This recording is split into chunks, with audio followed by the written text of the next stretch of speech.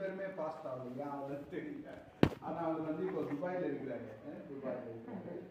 அவங்களுடைய பெற்றோர்.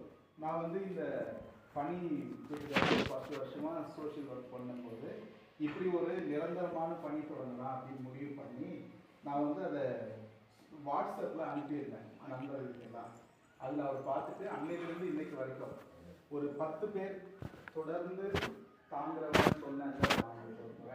இதை நாங்கள் ஒரு 10 பேர் இதை வந்து தொடர்ந்து இதை கண்காணித்து இதுக்கான தேவைகளை சந்திச்சுக்கிட்டே வரோம்.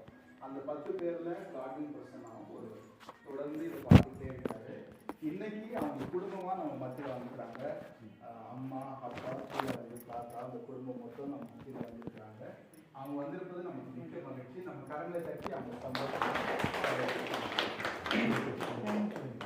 மட்டும் இல்லை, இன்னைக்கு ஒரு விசேஷம் இருக்குது. அவங்களுக்கு இன்னைக்கு வெட்டிங் திருமண நாள். இந்த திருமணம்